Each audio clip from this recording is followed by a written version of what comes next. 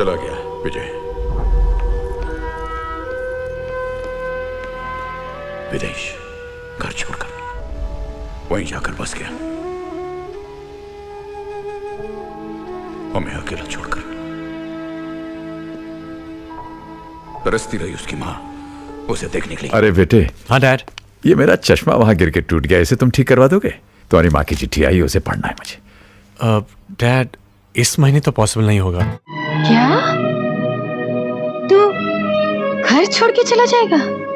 माँ, आज हर आदमी को हक है अपने बारे में सोचने का।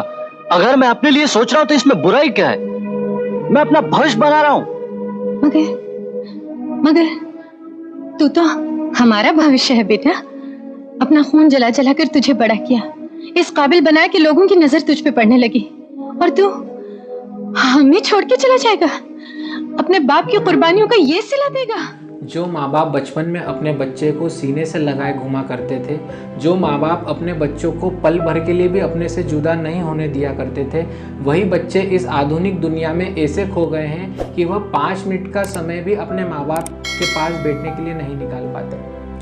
जो माँ बाप अपनी बड़ी से बड़ी और छोटी से छोटी इच्छाएं मारकर अपने बच्चे की हर छोटी से छोटी जिद पूरी किया करते थे, आज वही बच्चे अपने माँ बाप को पाई पाई के लिए तरसा दिया करते हैं। हमने राम जी और श्रवण कुमार जैसे सपूत और महान पुत्रों का भी नाम सुना है जो अपने माँ बाप के लिए कुछ भी कर दिया करते थे। वहीं दूसरी ओर हमने औरंगजेब जैसे दुष्ट पुत्र का भी नाम सुना है जो अपने ही पिता को कारावास में डाल दिया करता था। जी हाँ दोस्तों, और आज भी हम देख रहे हैं कि कुछ बच्चे जो हैं वह अपने माँ बाप को पलकों पे बिठा के रखते हैं, उनकी हर डिमांड, उनकी हर छोटी से बड़ी ख्वाहिशें पूरी करते हैं। वहीं अगर दूसरी ओर देखा जाए तो कुछ ऐसे बच्चे भी हैं जो अपने माँ बाप को जरा सा भी नहीं पूछते हैं, उनको पाई पाई के लिए तरसा दिया करते हैं और उनकी जरा सी भी पूछ परख नहीं करते हैं। लेकिन वहीं अपने माँ बाप के इस संसार को छोड़ने के बाद उनकी सारी प्रॉपर्टी पे अपना हक जताने जरूर आ जाया करते हैं। आज हम इस वीडियो में उन पेरेंट्स के बारे में डिस्कस करेंगे, उन बुजुर्ग माँ बाप के बारे में डिस्कस करेंगे जिनके पास अपना खुद का घर तो है, लेकिन वह रोजमर्रा के जो खर्चे होते हैं, अपने एक्सपेंसेस होते हैं, उसके लिए अपने बच्चों पे डिपेंड है। और दो ही कंडीशन है, या तो उनके बच्चे उनका खर्चा उठा नहीं पाते हैं या उठाने के लिए मना कर देते हैं। तो ऐसे में वह पेरेंट्स करें तो करें क्या, क्योंकि उनके पास हो सकता है लाखों को करोड़ों का घर तो है, लेकिन जो डेली एक्सपेंसेस होते हैं वह उसको पूरा नहीं कर पा रहे हैं। तो ऐसे केस में बैंक ने उनको एक फैसिलिटी दे रखी है। वही फैसिलिटी जो है उसके क्या क्या क्राइटेरिया है, क्या क्या एलिजिबिलिटी है और कैसे उस फैसिलिटी का फायदा उठाया जा सकता है, आज हम इस वीडियो में वही चीज डिस्कस करेंगे। तो चलिए आइए डिस्कस करते हैं। जिस फैसिलिटी के बारे में हम बात कर रहे हैं उसका नाम है रिवर्स मॉर्टगेज। अब ये रिवर्स मॉर्टगेज होता क्या है? तो हम रिवर्स मॉर्टगेज को ऐसे समझते हैं, देखिए होम लोन के केस में क्या होता है कि आपको कोई घर खरीदना है जिसका पैसा जो है वह बैंक चुकाती है, जिससे आप घर खरीद रहे हैं। अब जो इसका टाइटल है, इसकी जो ओनरशिप है वह बैंक के पास पड़ी रहती है, और आप जब धीरे धीरे जब इंस्टॉलमेंट पूरी पे कर देते हैं बैंक को विद इंटरेस्ट, तो बैंक जो इसकी रजिस्ट्री, इसका टाइटल है वो आपको वापस लौटा देती है और घर पूरी तरीके से आपका हो जाता है। वही रिवर्स मॉर्टगेज के केस में आपके पास घर है, आपके पास घर की ओनरशिप है, लेकिन आपके पास फंड नहीं है और आपको फंड रिक्वायर्ड है। तो विद सम कंडीशन आप बैंक के पास जाते हैं और बैंक आपको लमसम में मंथली, हाफ ईयरली, क्वार्टरली, जो भी कंडीशन हो उसके अकॉर्डिंग आपको पैसा दे देती है और धीरे धीरे जो घर की ओनरशिप है वह बैंक के पास चली जाती है। अब अगर बात करें रिवर्स मॉर्टगेज की एलिजिबिलिटी के बारे में कि इसे कौन ले सकता है और क्यों ले सकता है, तो देखिए सबसे पहली रिक्वायरमेंट जो है कि जो रिवर्स मॉर्टगेज के लिए अप्लाई कर रहा है उसकी एज 60 साल या उससे अधिक होना चाहिए और उसके पास एक घर होना चाहिए जिस घर में वह रह रहा हो, और उस घर का जो टाइटल है वह क्लियर होना चाहिए। ऐसा नहीं हो कि वह प्रॉपर्टी डिस्प्यूटेड हो या कुछ पे विवाद चल रहा हो। और अगर घर जो है वह उसकी स्पाउस के साथ जॉइंटली रजिस्टर्ड है तो उसकी स्पाउस की एज जो है मिनिमम 55 ईयर्स की होना चाहिए। और अगर वही रिवर्स मॉर्टगेज के कारणों की बात करें तो बैंक वही कारण एक्सेप्ट करता है, जैसे कि आपको डेली एक्सपेंसेस करना हो, आपका कोई मेडिकल ट्रीटमेंट कराना हो, आपका हेल्थ इंश्योरेंस, अदर खर्चे हैं, घर की मरम्मत है, मतलब आपके डेली नीड्स के जो भी खर्चे हैं उसके लिए बैंक आपको ये रिवर्स मॉर्गेज का जो लोन है वह देता है। अगर बात करें रिवर्स मॉर्गेज के अदर फीचर्स के बारे में तो देखिए, घर के जो भी हाउस टैक्स है, प्रॉपर्टी टैक्स है और जितने भी टैक्स रहते हैं वह तो जो ओनर है उसी को भरना रहते हैं, वो ऐसा नहीं हो कि बैंक पे करेगी।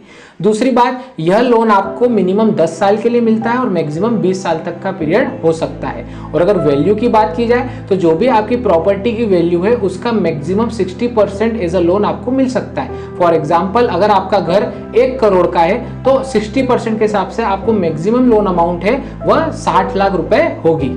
अब अगर हम बात करें कि इस रिवर्स मॉर्गेज लोन को कौन चुकाएगा और इसको कब चुकाना पड़ता है, तो देखिए, रिवर्स मॉर्गेज लोन की सबसे बड़ी खासियत यही है कि जो बुजुर्ग पेरेंट्स जो हैं जिस लोन को लेते हैं उनको कभी भी यह लोन चुकाना नहीं पड़ता है। जी हाँ दोस्तों, रिवर्स मॉर्गेज की यही खासियत है। फॉर एग्जाम्पल, किसी बुजुर्ग ने जिसकी एज 60 ईयर थी, उसने 10 साल तक के लिए लोन लिया। बैंक ने डिसाइड करा कि हम 10 साल तक हर महीने इन बुजुर्गों को 20,000 रुपीज पर मंथ देंगे। तो बैंक जो है वह 10 साल तक उनको 20,000 रुपीज देगी अगर वह जीवित रहे तो। और सपोज कीजिए वह 10 साल के बाद भी वह जीवित रहे तो बैंक ना तो उनको घर के बाहर निकालेगी ना उनसे वह पैसे क्लेम करेगी। मतलब कि इसकी सबसे बड़ी खासियत यह है कि जब तक वह बुजुर्ग जिंदा हैं, बैंक उस प्रॉपर्टी पे अपना क्लेम नहीं करेगी और ना ही अपना फंड वापस मांगेगी। जिस समय उन बुजुर्ग का स्वर्गवास होगा, बस यही वह समय होगा कि जब बैंक जो अपना लोन का अमाउंट है वह क्लेम करेगी। अब जो उस बुजुर्ग का उत्तराधिकारी होगा, वारिस होगा, जो उस प्रॉपर्टी पे क्लेम करेगा, उसके पास 2 ऑप्शन होंगे। पहला ऑप्शन कि जो लोन का अमाउंट है वह विद इंटरेस्ट बैंक को चुका दे और वह घर जो है अपने नाम करा ले।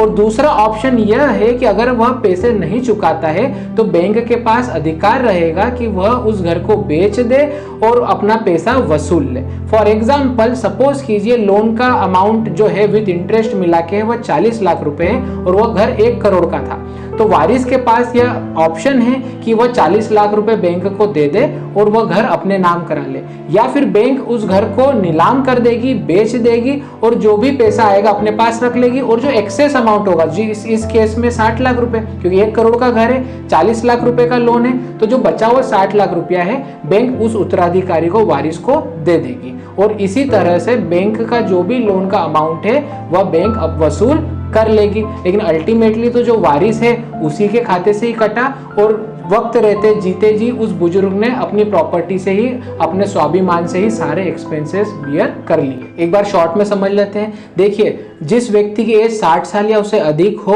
और उसके पास खुद का घर हो, वह रिवर्स मॉर्गेज लोन के लिए अप्लाई कर सकता है। और खर्चों की शर्त यह है कि उसके डेली एक्सपेंसेस हो, घर की मरम्मत हो, दवाई का खर्चा हो, मेडिकल ट्रीटमेंट हो, ऐसा कोई भी जो खर्चा है उसके अगेंस्ट में जो बैंक है वो या तो लमसम लोन दे देती है या जो भी रिक्वायरमेंट होती है उसके हिसाब से लोन दे देती है। मिनिमम 10 साल के लिए लोन मिलता है और मैक्सिमम 20 साल के लिए। और आपकी प्रॉपर्टी की वैल्यू का 60% जो है वो मैक्सिमम लोन के रूप में आपको मिल सकता है। रही बात चुकाने की, तो देखिए, अगर सपोज कीजिए 20 साल तक लोन मिला तब भी वह बुजुर्ग, वह व्यक्ति जिंदा है, तो बैंक के पास ये अधिकार नहीं है कि वो उस जो अपना फंड है वह उस बुजुर्ग से क्लेम करे या प्रॉपर्टी बेच दे। लेकिन जिस दिन भी उस व्यक्ति का स्वर्गवास होता है तो उसके उत्तराधिकारी से जो बैंक है वह पूरा पैसा वसूलती है। अब उत्तराधिकारी या तो डायरेक्ट बैंक को विद इंटरेस्ट जो है लोन का अमाउंट पे कर दे, या फिर बैंक के पास अधिकार है कि बैंक उस घर को नीलाम कर दे और जो भी अपने लोन का इंटरेस्ट का पैसा है वो वसूल कर ले। तो जाते जाते 2 पंक्तियों द्वारा अपने शब्दों को विराम देना चाहूंगा। मत जाइए मक्का मदीना, मत जाइए 4 धाम, मत जाइए मक्का मदीना, मत जाइए 4 धाम। दिल दुखे अपने माँ बाप का, मत कीजिए कोई भी ऐसा काम। ईश्वर से बढ़कर है अपने माँ बाप की सेवा, ईश्वर से बढ़कर है अपने माँ बाप की सेवा। खुद भगवान भी यह कहता है। और माँ बाप रहें या ना रहें पर उनका आशीर्वाद हमेशा रहता है।